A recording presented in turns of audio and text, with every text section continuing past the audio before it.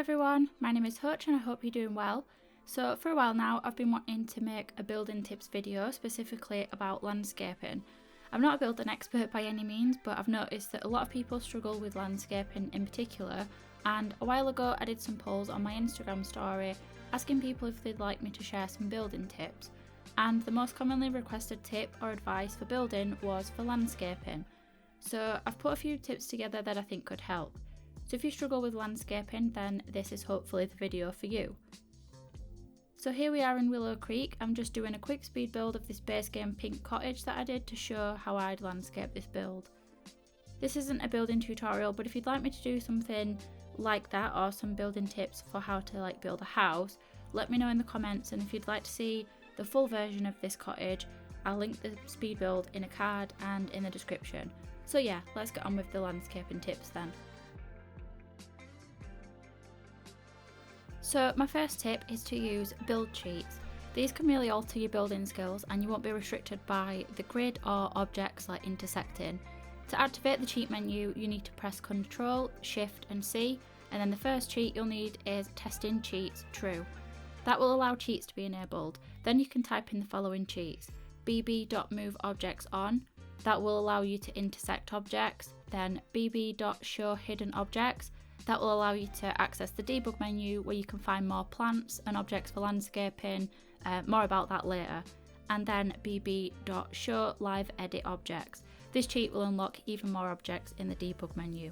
My next tip is to start simple. Sometimes you'll see these builds where there's so many plants and so much detail and just a lot going on, and it can get pretty overwhelming figuring out how to even start. I recommend that you choose 3 to 5 plants to get started. You can choose whatever plant you like. I'm going to go with this one with the small yellow flowers, as you can fill up the space pretty well with it, and it's a pretty versatile plant. If you have the Sims 3 camera on and hold down Alt, you can rotate the plants like this. To place multiple plants without having to click back and forth from the catalogue to the grid, if you hold down Shift, it will continue to place plants over and over again. To size up or to size down an object, you can press the bracket keys.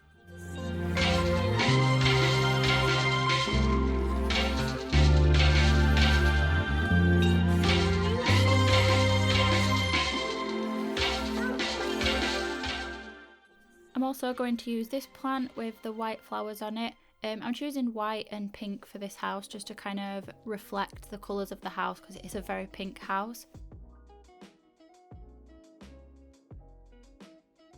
As well as this one with pink flowers. Choosing plants that make a nice contrast with the house or are similar colours to the house can really pull the entire build together as well.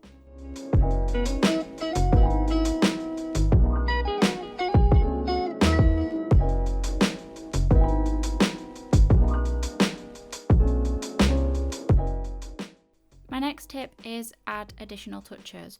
We could leave this build like this and that would be absolutely fine, but if you'd like to add more detail, I'd start with terrain paint.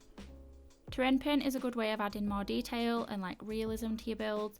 It can be a bit intimidating, but we're just going to do something simple today.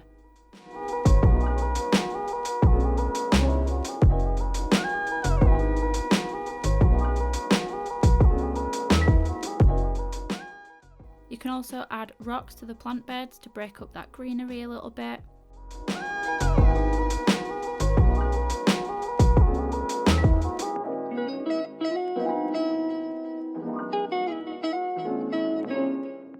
You can also use rocks to create a rock border to go around the plants, which can look really nice and it's quite straightforward.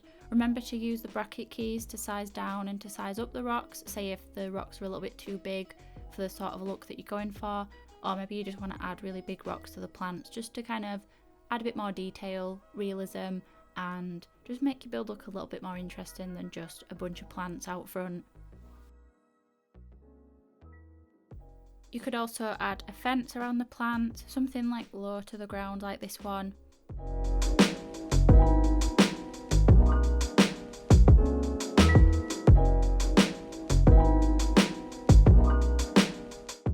Or something that's a little bit fancier.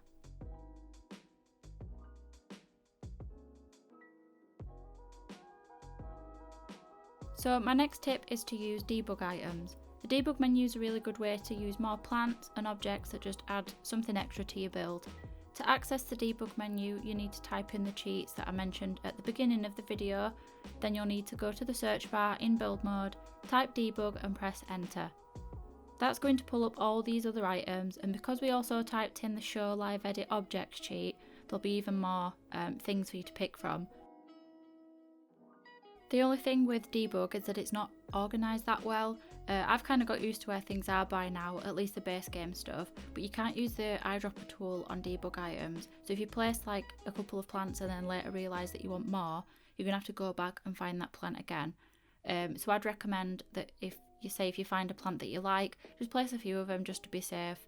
But I'd still recommend using the debug menu for landscaping, as you can find loads of additional plants that look really good. Like this bush here, the one that's in the build catalogue, it's really bright green, it almost looks unnatural, and sometimes I just think it's a bit too much, so I like to use this darker green one from debug. Using the debug menu is also a really good way of keeping the cost of a build down, as many of the items are actually free, and landscaping can get really expensive. I don't know about you, but when I build something, the cost of the house is usually pretty high, and it's usually because of all the plants. So here I am just putting some debug items down just to show you how you can use them and what they can add to your build.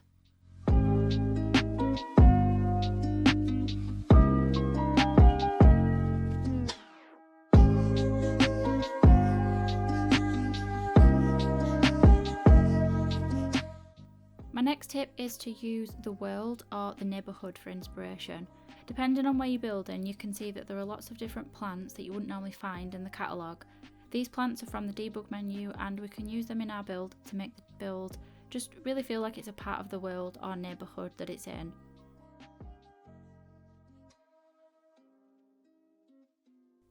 It can give your build a really cohesive look, so we've gone back to the debug menu and we're going to place these flowers along the fence as well as some bushes that we have near the lot.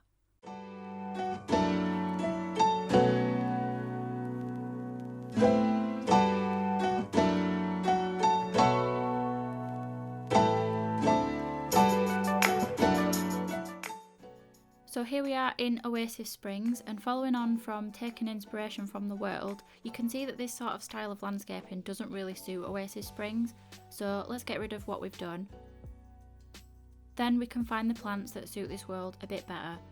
You'll find that a lot of the plants in this world are from the debug menu, and there was a cheat introduced, I think they did it during a live stream, and it's the show live edit objects cheat. Before, the debug menu was pretty basic. And with that cheat it just gives you more options. So we can use that again to find the plants that suit this world better. And I know the house doesn't really suit Oasis Springs too well, but that's okay because we're just focusing on landscaping for now.